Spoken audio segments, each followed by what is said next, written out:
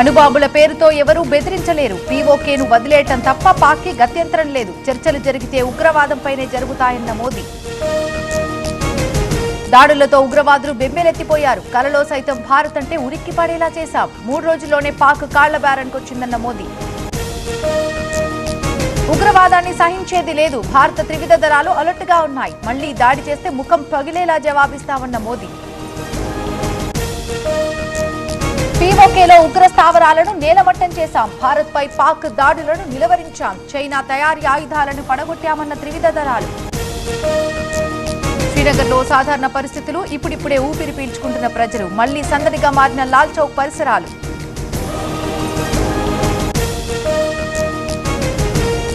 Map లో కశ్మీర్ ని తప్పుగా చూపించిన కాంగ్రెస్ ట్వీట్ పై మండిపడ్డ కర్ణాటక బీజేపీ. తప్పు తెలుసుకుని పోస్టు డిలీట్ చేసిన కాంగ్రెస్ పార్టీ.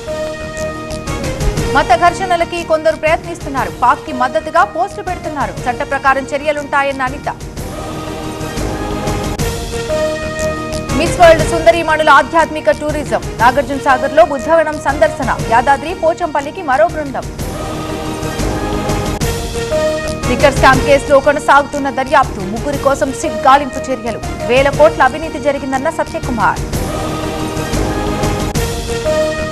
విడుదల రజనీ పీఆర్ఓ అరెస్టుపై కొనసాగుతున్న వివాదం. అరెస్టు సమయంలో సీఐ తీరును తప్పుపడుతున్న వైసీపీ. మహిళా నేతపై దురుసుగా ప్రవర్తించారని ఆగ్రహం.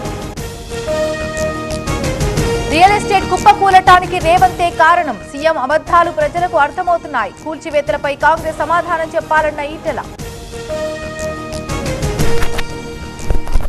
రేవంత్ పోల్చిన ఈటెల రాజేందర్. నోరు జారితే గుంజీలు తీయిస్తామన్న జగ్గారెడ్డి. ఈటెల ఇంటి ముట్టడికి యూత్ కాంగ్రెస్ యత్నం. విండ్షీల్డ్ ఘటనకి సంబంధం లేదన్న తోపుదుర్తి. ల్యాండింగ్ పర్మిషన్ తీసుకోలేదన్న మాజీ ఎమ్మెల్యే. పోలీసుల వైఫల్యమే కారణమన్న నేత. కొల్లిపారులో ప్రజా సమస్యల పరిష్కార వేదిక. ప్రజల నుంచి అర్జీలు తీసుకున్న నాదెండ్ల. భారీగా తరలి వచ్చిన జనం. పూసపాటి రేగ మండల సమావేశంలో గందరగోళం. జనసేన వైసీపీ నేతల మధ్య ఘర్షణ. ఎమ్మెల్యే మాధవి సమక్షంలో కొట్లాట. రిమాండ్ నుంచి తప్పించేందుకు 16 లక్షల డీల్. సూర్యాపేటలో ఇద్దరిని అదుపులోకి తీసుకున్న ఏసీబీ. రేపు ఏసీబీ కోర్టు హాజరు. లక్షెట్టిపేటలో కాలం చెల్లిన కూల్ డ్రింక్స్. 2 చిన్నారులకి అస్వస్థత. కుటుంబం ఆందోళనతో షాప్ పై చర్యలు.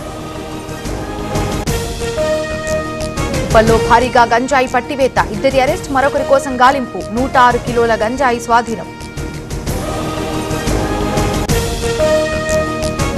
టెస్ట్లకి విరాట్ కోహ్లీ గుడ్ బై. 14 ఏళ్ల టెస్ట్ కెరీర్ సంతృప్తినిచ్చిందని కమెంట్. ఇప్పటికే T20ల నుంచి కోహ్లీ రిటైర్మెంట్.